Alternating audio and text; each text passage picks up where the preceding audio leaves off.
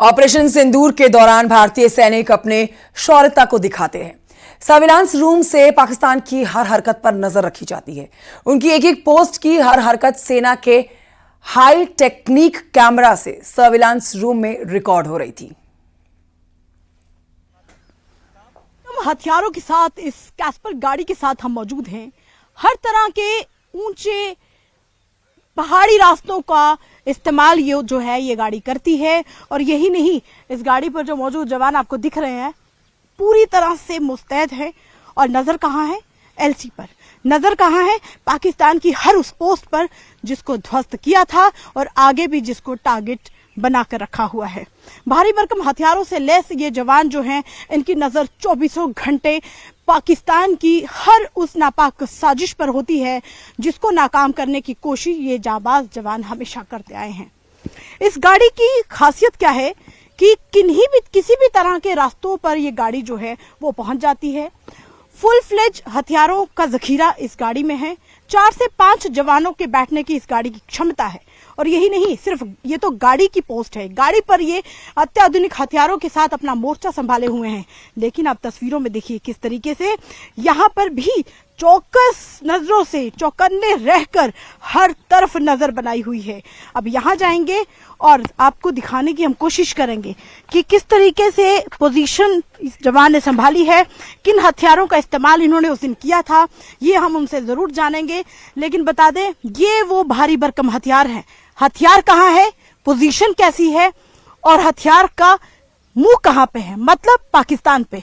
जिस जगह मैं मौजूद हूँ उसके ठीक उस तरफ पाकिस्तान का छम लाइन ऑफ कंट्रोल का वो एरिया है जहां पर उस दिन 6 और 7 की दरमियानी रात को इन जवानों ने पूरी मुस्तैदी से हमले का बदला लिया था और एक एक ड्रोन को निस्तेनाबूद किया था। मैं आपसे बात जरूर करना चाहूंगी, उस रात को आप ड्यूटी पे थे? जी मैम। और किन चुनौतियों का सामना करना पड़ा और ये क्या हथियार है जिसका इस्तेमाल उस रात आपने किया? उस रात उनका एकदम सा मतलब फायर आ गया, तो हम लोगों ने भी अपना हथियार रेडी करके रखे थे। और ये है हमारा रेंजिंग मशीन गन। तो हमने इससे उनका बख्तरबंद गाड़ी है और फील्ड फोर्टिफिकेशन के ऊपर भारी मात्रा में फायर करके उनके पूरा। तो न्यूज़ 18 भारतीय सेना के उन जवानों के बीच पहुंचा जिन्होंने पाकिस्तान को मुंहतोड़ जवाब दिया। सुनिए जवानों की जुबानी पूरी कहानी। न्यूज़ 18 इंडिया की तस्वीरों में अब तक आपने देखा हमला कैसे हुआ, हमले को अंजाम कैसे दिया गया, जवानों को किन किन चुनौतियों का सामना करना पड़ा। लेकिन पाकिस्तान ने नापाक कोशिश कहां से की और भारतीय सेना ने मुंह तोड़ जवाब कहां से दिया, उस सरजमीन पर इस समय न्यूज़ 18 इंडिया की टीम मौजूद है। ये इलाका देखिए, ये अखनूर सेक्टर के उस पार का जो इलाका है, कोशिश जरूर करूंगी दिखाने की कि दूर पाकिस्तान की पोस्ट हैं और वहां से किस तरीके से नापाक कोशिश को अंजाम देने की कोशिश जो है वो पाकिस्तान ने की। यहां पर से हमला बोला और एक एक उस पोस्ट को ध्वस्त किया, जिस पोस्ट को हम आपको दिखाएंगे इस स्क्रीन पर। कोशिश करेंगे इस स्क्रीन पर जो कि भारतीय सेना के जवानों ने कैद किया हुआ कि किस तरीके से पाकिस्तान की एक एक पोस्ट को ध्वस्त किया। जिस पोस्ट को मैं दिखाने की कोशिश कर रही थी कैमरा पे, वही ये पोस्ट यहाँ पर रिकॉर्डेड एक स्क्रीन पे आपको दिख रही है। आप देखिए किस तरीके से ये सारा एरिया आपको दिखाई दे रहा है, कैसे इस एरिया को पहले मॉनिटरिंग की और जहां जहां से एक एक करके बैक टू बैक पाकिस्तान ने कोशिश की भारतीय चौकियों को निशाना बनाने की, तो वापस किस तरीके से ये जो फायरिंग आ रही थी, जिस तरीके से गोलों का इस्तेमाल किया जा रहा था, तो वापस किस तरीके से रात हो दिन हो जवाब दिया। 10 मई की रात यहाँ पर सीज फायर के समझौते की बात चल रही थी, वहीं से फिर उन्होंने उल्लंघन कर दिया, तब क्या हुआ? जी बिल्कुल, जैसे एक लेपर्ड अपने स्पॉट्स चेंज नहीं करता, वैसे ही पाकिस्तान का हमें पता है उनकी नेचर के बारे में। और जैसे ही सीज फायर की मीडिया में खबर आई और हमारे पोस्ट तक पहुंची, तो हम बिल्कुल सतर्क और बिल्कुल कोऑर्डिनेटेड अपने इफेक्टिवली अपने मोर्चे संभाले हुए थे। हमें पता था कि वो फिर से ये अपनी नाकाम कोशिश करेंगे, क्योंकि उससे भी पहले उनको 7 तारीख से लेके 10 तारीख तक बहुत ज़्यादा हर सेक्टर में मुंह की खानी पड़ी। बिल्कुल बिल्कुल। तो वो जो समय था 10 तारीख की रात जब पाकिस्तान ने सीज़फायर को उल्लंघन किया, आप तो पहले से पूरी तरह से मुस्तैद से तैयार थे।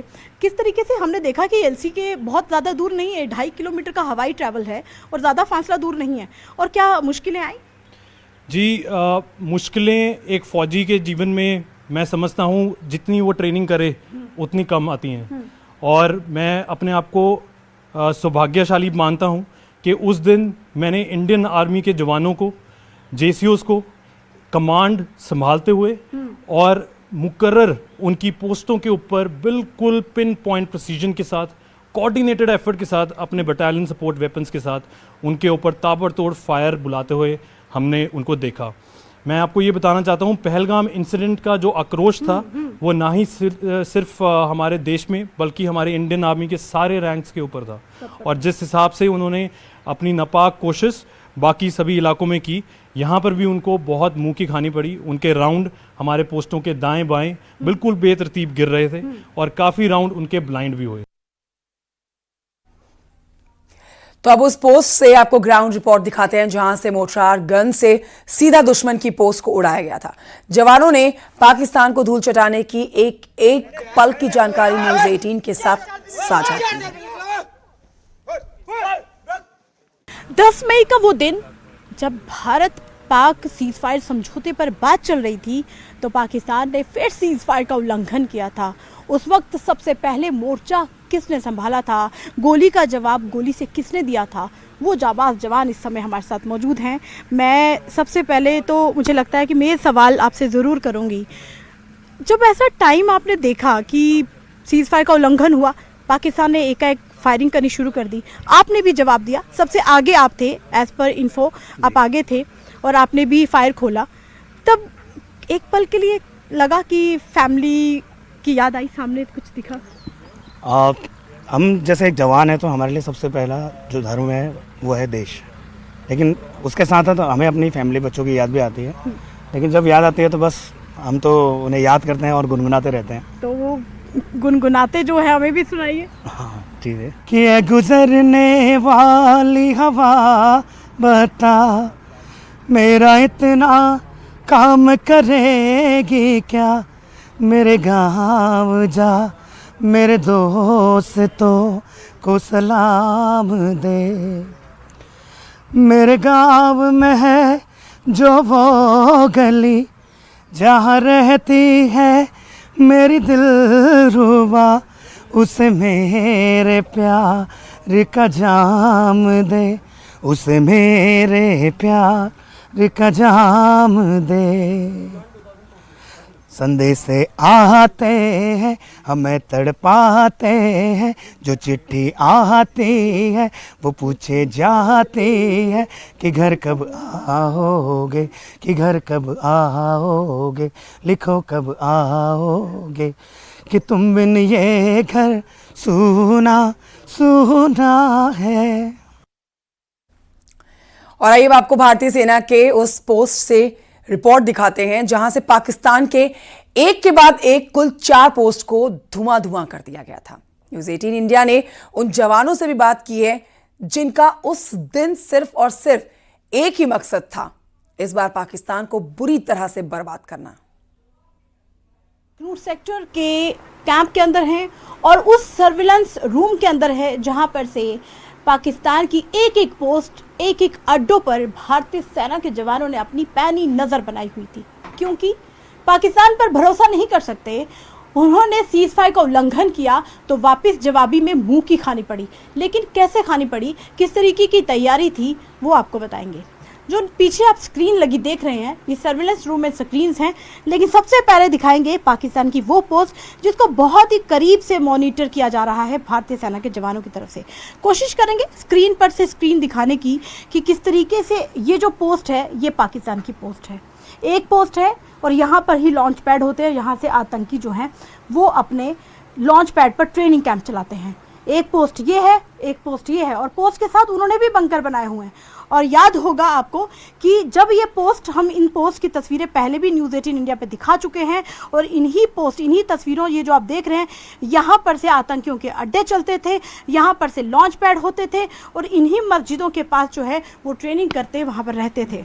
नेस्ते नाबूद किया भारतीय सेना के जवानों ने पूरी तरीके से। सर्विलेंस रूम के अंदर जो सैन्य अधिकारी हमारे साथ मौजूद हैं वो और जानकारी हमें ज़रूर हमारे साथ साझा करेंगे। सर, सर्विलेंस रूम तो बहुत इंपॉर्टेंट होता है, सर्विलेंस रूम से तो पूरी मॉनिटरिंग होती है कि कहाँ कहाँ पाकिस्तान के लॉन्च पैड हैं, कहाँ कहाँ उनकी पोस्ट हैं, कितनी ध्वस्त हुई है, कितनी बची है, सारी मॉनिटरिंग यहाँ से हुई। बिल्कुल, हमारे सर्विलेंस सेंटर में ये खासियत है कि हम इनकी सारी गतिविधियों पे 24 घंटे नज़र रख सकते हैं। वहाँ पे इनकी पोस्ट हमको लाइव फीड आती है। अगर उसमें कोई भी गतिविधि होती थी, वहाँ पे टेररिस्ट आते थे या वहाँ पे कोई मीटिंग होती थी, तो उसकी जानकारी हमको पहले मिल जाती थी और हम लोग उसके लिए तैयार रहते थे। हम लोग ने सर्विलेंस सेंटर ने जो ड्रोन्स का इस्तेमाल किया, सर्विलेंस ड्रोन का, उनकी फीड भी यहाँ पे आती थी। तो अटैक के दौरान जब सीज फायर वायलेशन चल रहा था, तो हम लोग ने जब अपने गोले बरसाए जवाब देने के लिए, तो उसकी सारी रिकॉर्डिंग हम लोग ने की। हम लोग ने ये भी देखा कि हमारे गोले सही जगह गिर रहे हैं कि नहीं, और ये देखना भी बहुत ज़रूरी था कि वो गोले कहाँ जा रहे हैं, क्या क्या ध्वस्त हो रहा है। बिल्कुल, क्योंकि जैसे कि आपको पता है कि पाकिस्तान ने जो फायर किया, उनका इनफेक्टिव फायर था। वो या तो खेतों में उनके गोले गिर रहे थे, और या तो थोड़े बहुत गिरे तो सिविल एरिया में गिरे। उन्होंने सैन्य एस्टेब्लिशमेंट्स पे कोई उनके गोले नहीं गिर पाए, लेकिन हमारे जो गोले थे वो उनके लॉन्चिंग पैड्स पे, उनके पोस्ट पे सीधे सीधा हमला किया गया। और हम लोग ने ये नज़र रखा कि उनकी कोई भी गतिविधि हो तो हम लोग उसका मुंह तोड़ जवाब दें।